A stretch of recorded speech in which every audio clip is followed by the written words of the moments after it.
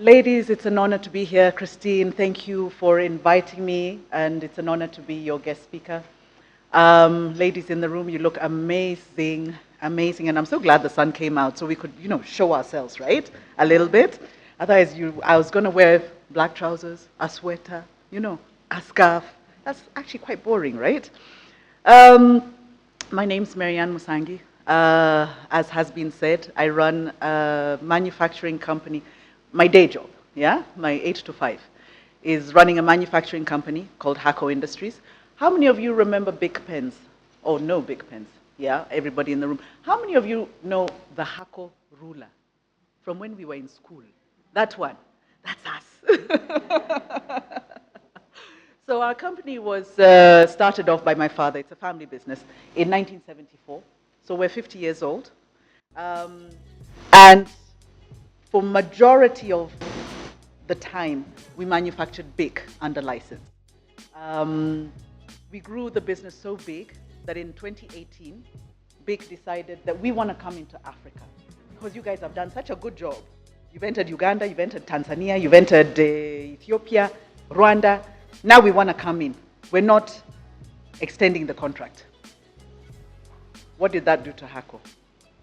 It took us to ground zero. In 2019, my father told me, okay, now you're ready, go and run the company. I was like, but there's nothing left. He says, no, Marianne, I know you can do it. You'll have to manage. See, you said you always wanted to run the company. Mind you, I have a brother who's 5 years older than me. The responsibility was not given to him. It was given to me. The learning in that is we're all Africans, right? And culturally, we know that as Africans, we invest a lot in our boys. How many here have boys? I'm a mother of 2 girls. I was not blessed with a boy. But I'll ask you a question. When you were young, you remember mother telling you, go to the kitchen, wash the dishes, go and make some tea, and then, Karanja, go and play. You remember that? Karanja was sent out to play with the other boys, right? To become a bigger boy, to know how to hustle with the boys and play football, right? What was that? That was networking. That's networking, and it starts from that early age. And us as women, we're culturally told, go to the kitchen, go and cook, go and clean, go and look after your sibling. Psychologically, what are we telling our boys and girls from such an early age? Girls, you belong in the house, nurturing, looking after the family. Boys, go out and be strong, network with other boys, go and lead. So as moms, let's remember this. As we bring up our boys and girls, we have to challenge them. There's no reason why boys can't be in the kitchen, right? And there's no reason why the girls can't be in the football field networking with the boys. Because in the workplace, aren't we all networking with men? We have to know how to handle men. We have to know how to manage the situation and the boardroom. So it's a learning which took me a while, and I actually realized, I said, hey, this thing actually starts from when we're kids. So anyway, see, we're girls, we can share, right? Gentlemen in the room, like this. What is that monkey? This one, this one, this one, Anyway, I got married at 37. Oh, I can see the faces in the room. Culturally, that's old for any African family. That's old. And guess what? My friends got married at 28, They were having children by 30. Me, I was being taken to church to meet the young men by the Tatas. Marianne, you haven't found a boyfriend yet. Come on, to the Kanida. Do you know what that does to somebody's self-esteem? It breaks them down. Literally, your moms, your aunties, Your friends are telling you, you're not good enough. See, we were brought up to look after the home, to nurture family. And you're 30 what? And you're not yet married? So what are you doing? What are you achieving? What are you accomplishing? So for all those ladies in the room who are not yet married, yeah, you have to be strong. And you have to take the time that God has given you, because He has given you that from 28 to 37, He gave me a lot of time. I had so much time to look at myself and understand, what do I want and what don't I want? Who am I and who do I want to become? There's something I call the dimension of time. And it's very important for us to recognize that God has given us that time and to use it profoundly. To use it to build ourselves. Don't look at it as in why me. Do not get stuck in the why me, why me? Why my friends are not me? Use it to build yourself. I want to move on to an area that I call challenging opportunities. Oh, I got married at 37, by the way, and I have 2 beautiful girls. And I always say, in God's time. In God's time. He's my best friend. If I got married at 28, I'd be divorced by now, by the way, because some of the men I dated, woo, that's a story for another day. Challenging opportunities. So in this time that God was giving me, right? I'm surrounded by all my buddies. They're all married, they're little babies. I'm there holding babies like this, you know. I got an opportunity to go to a country called Morocco. How many of you have been to Morocco? When the opportunity came, you have. Oh, my namesake, Marianne. When the opportunity came to me, I didn't even know where it was on the map. I actually had to go to the map and look. And the opportunity was to go with several people from Kenya and start up our business in Casablanca. I said, let me go. What am I doing here? I'm surrounded by my friends who are moms. They don't have time for me. I still want to, go out for lunch, do things that girls do. They're at home. So I went off to Morocco. I had no idea what I was going to find there. When I got there, I found out that the Moroccans had rarely ever seen Africans. It's on the north of Africa, right? And sometimes in the news you hear these stories of Senegalese, West Africans, people running across the north, getting on boats to cross into Europe. Yeah? Migrants. They used to come to Morocco. And those were the only black people that Moroccans had engaged with, ever. So they looked down on us.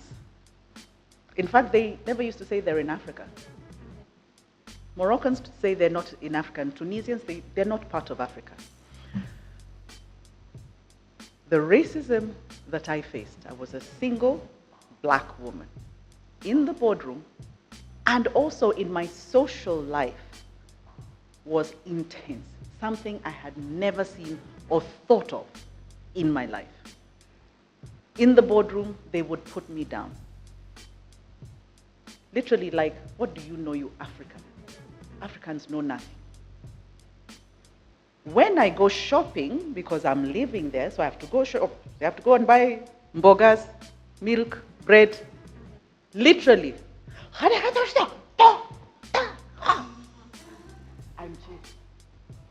I'm chased out of the shop. Why?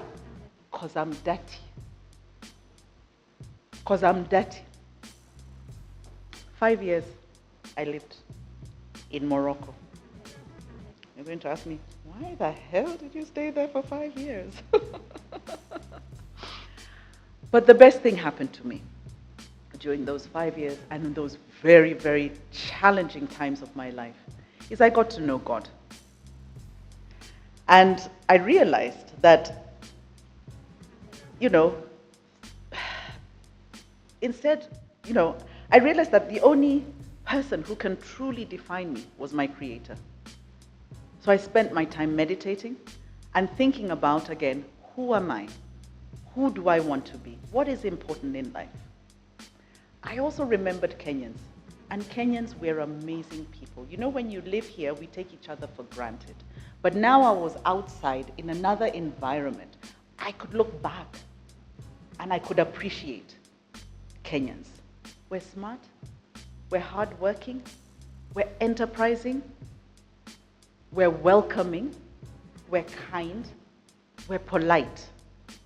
Amazing values, which to me now just help me start molding myself into what I felt was important in my life.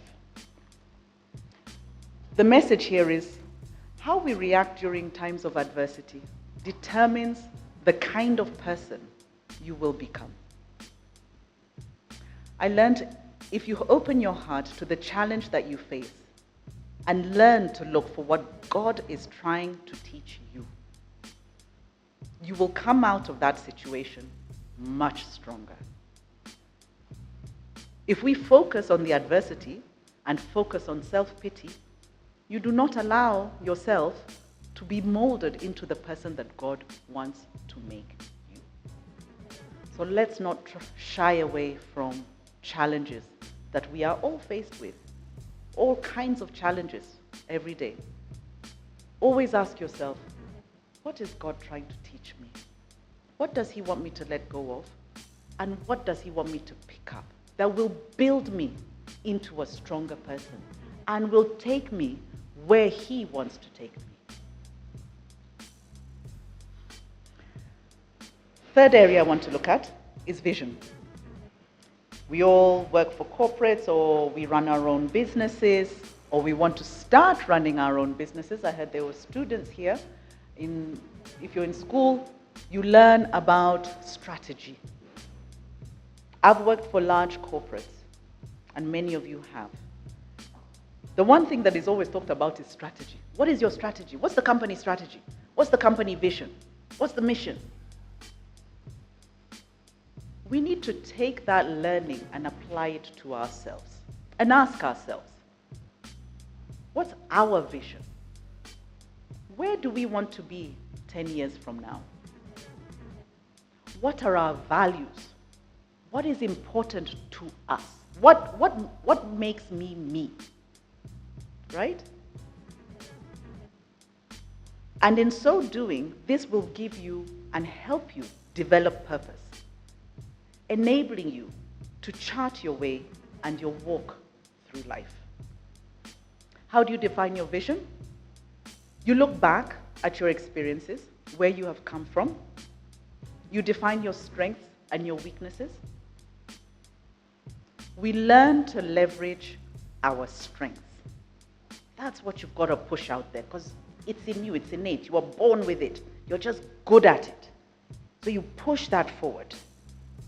For the areas you're not so strong in, I dare to call it weak because I don't want it to sound bad. But the areas that you can strengthen, you start working on those. And this is where getting somebody who's a personal mentor or a coach can really help. Now, a mentor and a coach is not somebody who's gone to school to be a mentor. Okay? It doesn't have to be.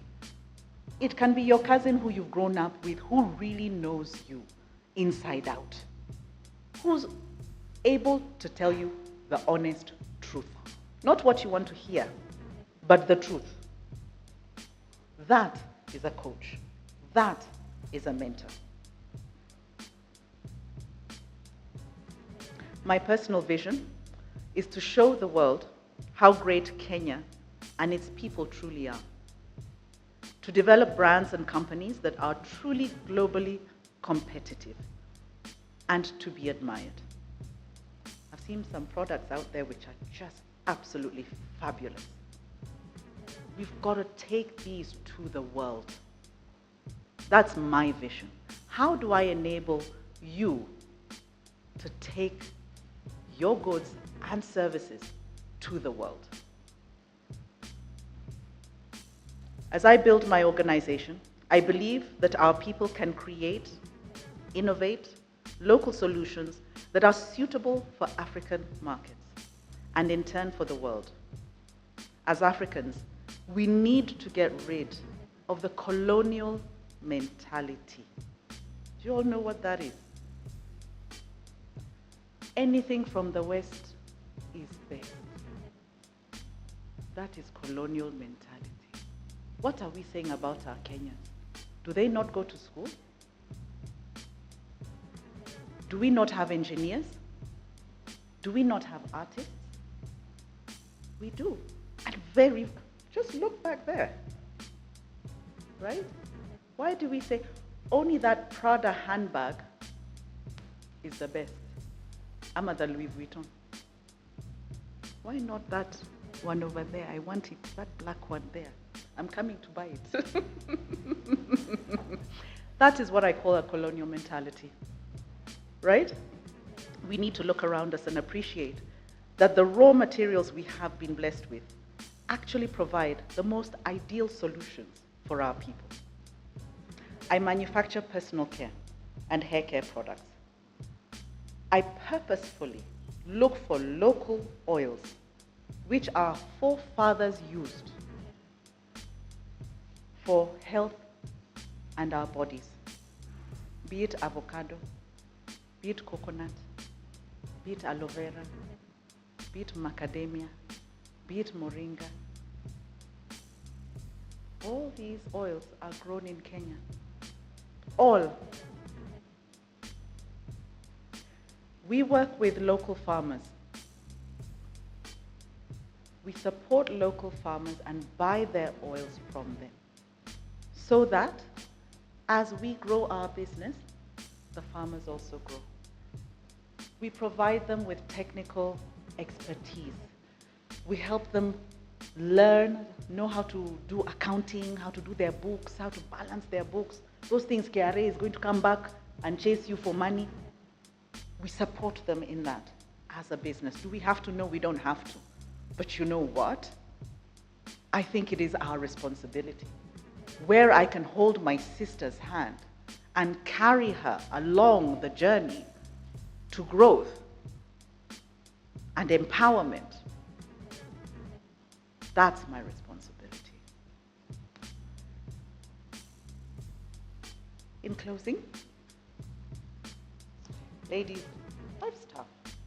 Yeah, we all go through it. But we must be resilient. I've worked for companies that I would be bullied to the point where I want to burst out and just cry. I will never cry in front of my boss. I will hold it in, then I'll go to the bathroom and I will cry for an hour. We have to be resilient. We have to be courageous. Remember my Morocco experience? You just go. You don't know what you're going to find, yeah? But God has told you, there's the door that's open. We must be courageous. And we must be intentional in carrying each other forward. Let's stop putting ourselves down because we're girls. We want to be the most beautiful, the most intelligent in the room. What does that serve? But if you bring up your sister, she too will bring you up when you need it. Let us hold each other's hands and support one another. Let us take advantage of the challenging opportunities that are placed in front of us and not run away from them because of fear and social conditioning. Enter the door that God has opened for you with courage. Let us own our destiny by defining our path towards happiness, by defining where we want to go, not where other people want us to go, where we want to go, and let us walk towards it. I have a mantra that I live by, especially when life gets tough, which is a lot. And it's the devil likes to whisper in your ear, you cannot withstand the storm. And the warrior replies, I am the storm. Thank you, ladies. It's been a pleasure.